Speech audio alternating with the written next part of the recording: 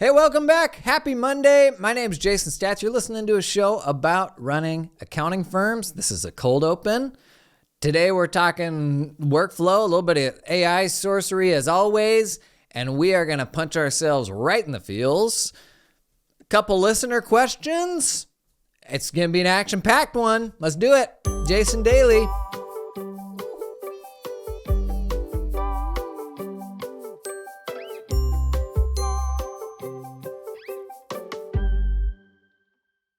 Okay, first order of business. So I was up against Ryan Lazanis in the accounting bracket challenge. So Friday I released the quote unquote Lazanis files. Just a bunch of fake news of me stirring up stuff about Lazanis. My favorite part though, I started the thing saying I got a package from him 2 weeks ago with an odd return address, 415 Hollowed Out Lane, Volcano. And I used Midjourney to generate an image that looks like a Google Street View image of a dumpy house in front of a volcano with like old cars parked in the lawn. I'll pull it up for YouTube people. I'll put it in the link in the show notes too. Just the fact that you can type into a computer these days, Google Street View image of a hollowed out volcano and get this glorious, like, completely believable Google Street View picture of a home in front of a hollowed out volcano. That's just peak 2023. What a time to be alive, right? Other cool stuff that was happening on Twitter. Ashley, the CPA, she shared how she's using ChatGPT to think through work papers, but notably to output from ChatGPT something that is Excel friendly. So it will give you whatever the output of what you're working on is in a format that you can then copy paste into Excel. So as we're still like really early days on GPT stuff, interesting to keep in mind with ChatGPT, even though it is like a closed, walled off chat experience where it doesn't have access to the internet or anything else, it can still give you things in a format that you can simply copy paste into a spreadsheet. Another sort of twist on that, because that won't do any sort of formatting. Another thing you can do is you can have it write the output in like the form of a single use VBA macro. So you then drop that macro script into Excel and it will generate the whole Excel workbook according to how you wanted it to be based on your ChatGPT conversation. Pretty cool stuff. April 27th, on the subject of AI, I'm going to run a webinar with Carbon on the 27th at 1 Pacific on AI stuff. That'll be a fun one. It's going to be a couple people from Carbon, and then David Watson is joining me, who's a technical AI guy. So it will be like actually good technical AI stuff. I'll put a link to that in the show notes if you want to register. And a little teaseroo, if you're on the East Coast, looks like I'm going to be emceeing a conference back east in the fall. I should have some more info on that soon. If you're coming out and hanging, man, we got to hang at a conference. So I do virtually all the conferences. In June, I'll be at both Engage and Scaling. Try to make it out there. And if you do, please let me know so that we can try to connect. I love doing conferences. Like, it's just the best way to meet people and learn and get inspired. And I've always loved conferences. Okay, but let's get into the squishy stuff. Something that I've been thinking about a lot. I kind of tweeted something kind of sort of about this the other day. I said, the worst part of working for someone else is the feeling of being stuck on someone else's hamster wheel. The worst part of working for yourself is not being able to blame anyone else for the hamster wheel you find yourself on. And so I came out of like the end of the year. You know, obviously I'm no longer running the firm as of the end of the year. And my mentality in that sort of situation is like, okay, think of all the ways that you could screw this up. Like, what are the things that you don't want to get sucked straight back into to, you know, end up in another unhappy place? And so I've just been doing a lot of thinking and soul searching on what are the things that I want to do and how can I be really mindful about how I design my life to either avoid or delegate the stuff that I really don't enjoy, but then like have this a more intentional plan of like, why am I doing this? Like, what's the goal? Is it to make money? Is it something else? Is it a combination of several things? And one of the most useful things we ever did in my firm before was sit down and decide, here is the amount of money we want to make with the accounting firm. Not here's what we want to grow to, or here's what we want to shrink to, or here's the percentage revenue growth we want to have, or anything like that. But simply for the partners involved and the way everybody was kind of planning their life and the way they saw the future, all that really mattered there was the bottom line. And having that agreed upon bottom line for what we were trying to do ended up being a really helpful forcing function to ensure that we weren't doing a lot of unhealthy things like growing for growth's sake or taking on work that actually wasn't going to be very profitable.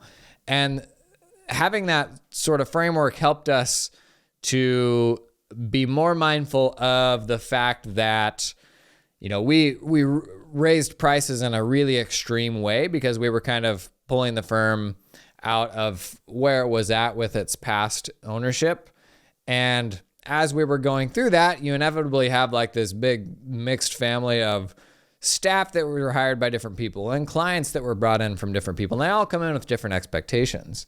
But as we were adding new clients and asking more of the staff and hiring new team members and all of that, the reality was with prices being up, 20 to 40% on average for those new clients, for every one of those projects we brought in, they were generating as much as 2 or 3 of the legacy projects from the past.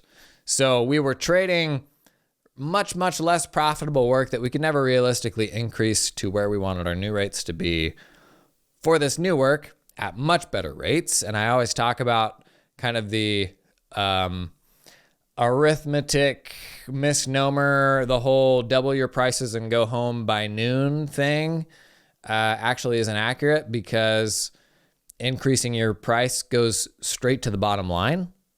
So for example, if you're running like a 50% margin, a 20% increase in price is actually going to increase your bottom line much more than 20%, like something closer to 40%, or I can't remember how it works out. But inevitably, when we're thinking through increasing prices, we're going, okay, how many people can we afford to lose? And so you think, well, if I went out and doubled prices tomorrow, I could lose half my clients.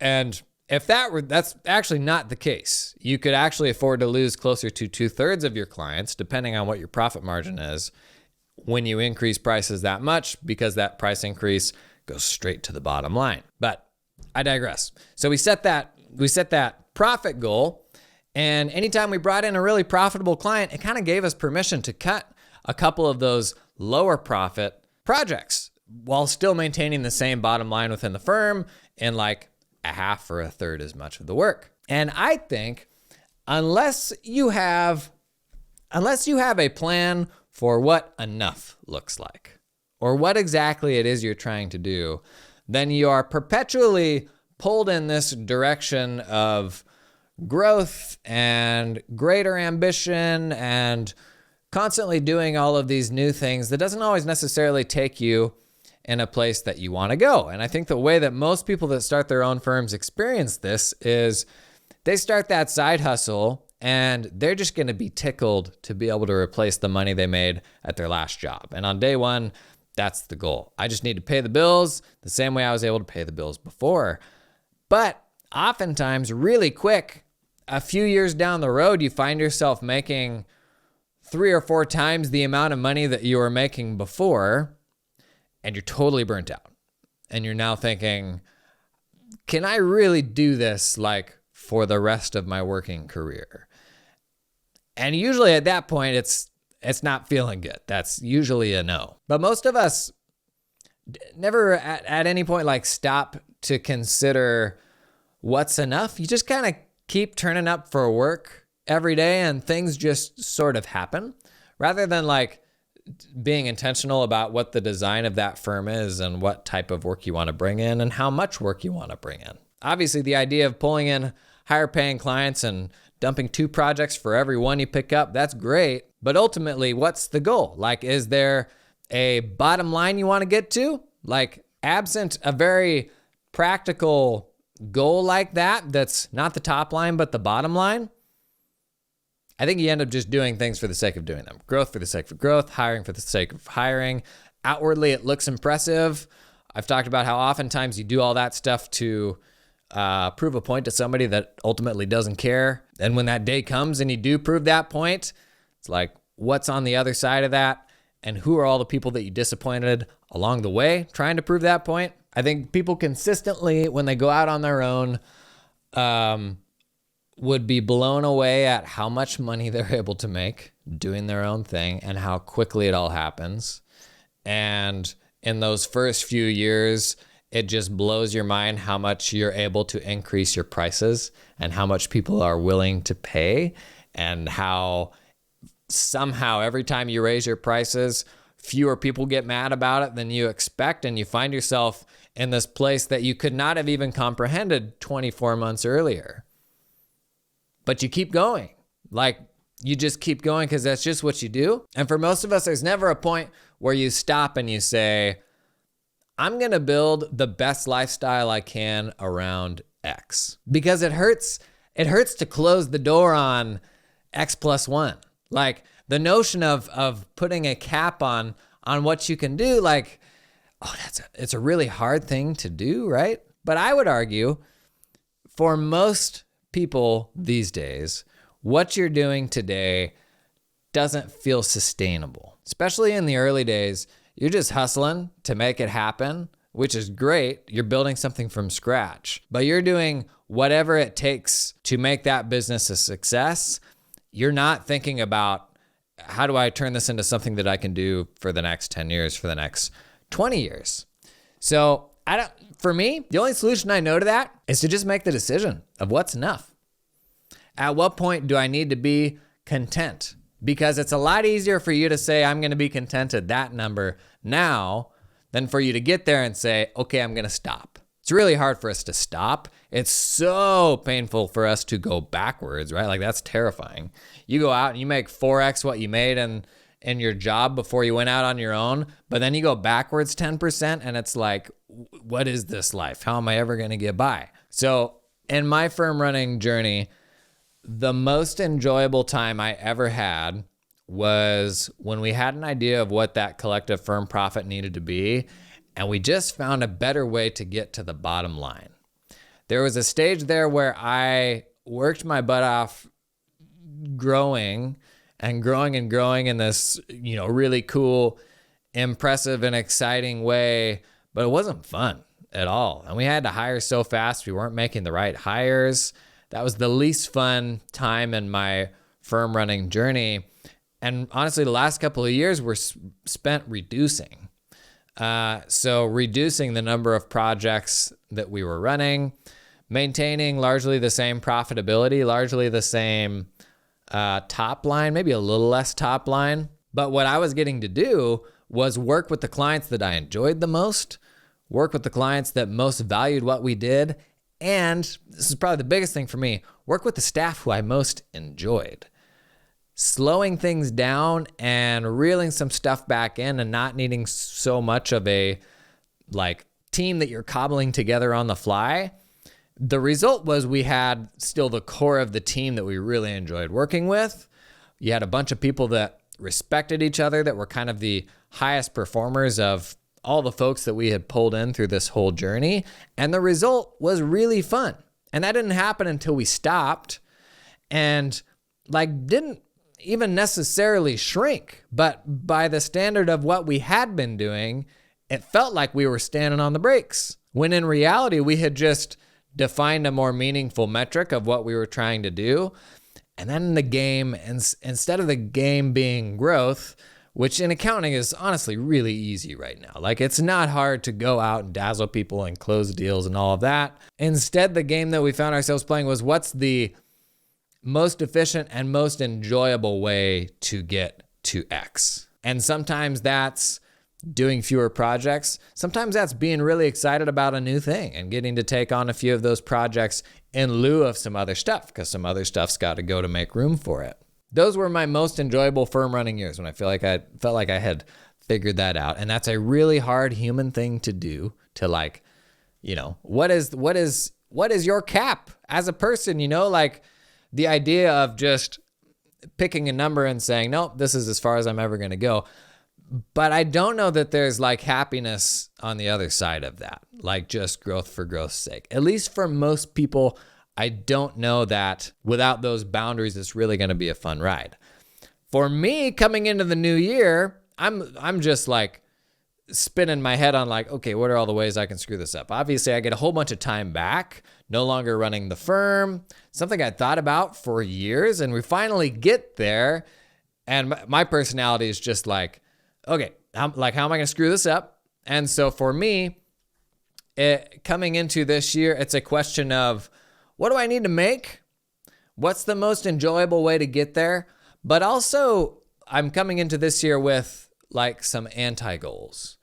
And so the one thing that maybe that profit framework sort of misses is oftentimes, even when you're just trying to get to that profit number, you may find that there's ways of getting there that you just really don't enjoy, that aren't sustainable for you. And for me, I think those things are kind of cyclical. There's times when I get burnt out on that specific thing. And coming out of running a firm, it was just having to run a team. Like my big anti-goal coming into this year was, if I go out and do more stuff and end up with a team of 10 by the end of the year, I'm going to be kicking myself, because my biggest stressor is, it's hard. My biggest stressor is like ensuring I'm taking care of those people that I've put myself in a position to be responsible for. But I also love working with other people. So it's a really hard thing for me to balance. But I knew coming out of a firm, what I least enjoyed about it was just kind of being the bottom of the funnel of 40 people where any given day something's going to go sideways. And that was the aspect of it that I enjoyed the least. And I knew I didn't want to get myself sucked back into it. So my big anti-goal for the year was just not going to hire. I may have some contract people that run support for me on various things, but I am like not going to go whole hog on building a team. And I don't think those anti-goals are always the same thing necessarily. Like for me, they change. There's times when I'm really energized to do one thing, and other times where like I'm done with that and I don't want to touch it anymore. And sometimes you don't know what those things are until you wade into them a little bit. But as you're planning what that, I guess, firm story looks like for you, especially if you got a partner too, and it's something that you need to be aligned on. And maybe even now, if you're a tax person, as you're kind of in like the most existential part of your year, think bigger picture. Like, what does the family need? Because most of the time, we couldn't believe where like if you told yourself 5 years ago where you'd be today, you'd be like, no way, man. But where you are today, in many ways, sometimes doesn't feel like enough. And that's human nature, I think. But that's something that you kind of got to like take control of and have a plan for. Like if you don't acknowledge that at all, I think you end up in an unhealthy place. I've been getting some questions in, so I think we'll knock out like 1 or 2 questions with each episode. I like this one. I want to get other people's feedback too. Let me know what you think of the question. Chuck it in the comments wherever you're engaging with this show. Hi, Jason. I have a new firm in Austin, Texas. Just me doing tax and bookkeeping. I watched your video from 6 months ago from XeroCon about why portals suck. To be clear, I didn't say portals totally sucked, but pretty much everybody I talked to said they hated portals. Is there a reason to not use Google Drive as a portal substitute early on? We got Sweet Dash, but I hate it. Whoops. Google Drive as a portal. So I think over your firm journey, the portal means different things. And even right now, like a quote unquote quote portal means different things to different people, which, by the way, I would love it if our industry just started calling it a website. There's almost like this. You're almost like tipping your hand to this level of old-timiness just by calling it a portal, when it's like everywhere else that's just a website. But Google Drive for a portal. In that video, what I talked about is the aspects of portal that I do really like. 2 big ones. 1, enabling self-service for clients. Now, not all clients are going to do it. There's going to be a lot of clients that don't like the idea of logging into something. But I do think that most clients, if they have an easy way to get something themselves, will sooner get it themselves then ask. Now, that's not the case with 100% of clients. And this is one of those cases where, much like people complaining about pricing, the people who will just have you get it for them take up a disproportionately large amount of our headspace. I think we think of those people, but we forget about probably the 80 to 90% of people that are like, yeah, no, totally. I can log in and grab it just like I do every other service. So Google Drive, feel free to disagree with me, I think generally works all right for like document self-service, like for clients being able to hop in and grab tax returns, stuff like that. Depending on how you set it up, having to do Google authentication to get to that stuff is a real pain. Putting that stuff at public links depends who you ask. Some people don't like public links. The level of security of public links is actually like really high. Like it takes something like 20 years to guess the URL of a YouTube video right now. The main issue with public links is if somebody gets access to that link in a text message or an email or something like that, anybody can access it. They're never going to guess the public link. It's just the fact that they could get access to it. So access with Google Drive is a little tougher because in a perfect world, you don't have it living at a public link. I don't think Google Drive does like temporary file delivery things. But when you're just starting out, honestly, you got to keep things simple. And I do know a lot of solo practice runners that swear by Google Drive and are doing all their work papers there and all that. I will say a slightly more robust version of that is probably ShareFile, where clients can log into it. It's got like local file sync and like ephemeral file delivery via email where they can hop in and download it. ShareFile is stupid expensive, in my opinion. Maybe not for solo folks, but running a team, it got wildly expensive. The one thing this misses though, which is not necessarily a day one thing that you got to master straight out of the gate, but right now, I think the biggest untapped value of portals is the ability to stage requests and have automatic follow-ups go out. And so when I went through the whole process of picking out a new practice management system for the firm last year, that's why we landed on Canopy. I really liked the client-facing experience of Canopy. The app was really good. It was not embarrassing. But what I want to do is go out ahead of tax season and build out bespoke request lists of everything that I need for every client, stage that stuff in their portal. Clients can then submit that stuff against those request items one by one, and they're going to get automated reminders until they provide that stuff. Same thing with monthly accounting clients. I want to set up recurring requests so that on the first of the month, everything I need, those requests go out and the client's supposed to get to work. Because if you don't have that, the project of sending out requests, sending out follow-ups, figuring out what they've provided and what they haven't provided, and then doing the poking, which gets increasingly uncomfortable, will turn into like a third of your job. Like it becomes a massive project as opposed to more intentionally building out those request lists, which takes time. Like that's a time consuming thing, especially from the tax standpoint. Our tax software doesn't give us like a clean list of what you need. But I would say that would be the biggest thing you're missing if you're rolling Google Drive as a portal is the ability to stage client requests. There are other dedicated tools that will handle some aspect of requests. Content Snare is one I talk about a lot. That's a great just like standalone request system. Uncat does some of that. So if you're not ready to go all in on like a proper cloud practice management system yet, maybe consider augmenting it with a tool that will just handle the requests because that stuff will save you a bunch of time. What do y'all think? Is that a good answer? Or is the answer just to bite the bullet on like a proper practice management system that'll do all that stuff for you? They've gotten like shockingly cost effective. Like you can get into a cloud practice management system now for under $30 a month per user, which if you think about everything that an entry-level practice management system does, that's kind of a shocking value. Like that's very good. That's it for today. Questions of your own, stuff you want to talk about, topics, drop them in the comments, tweet me, LinkedIn me. Let's go crush this week, gang.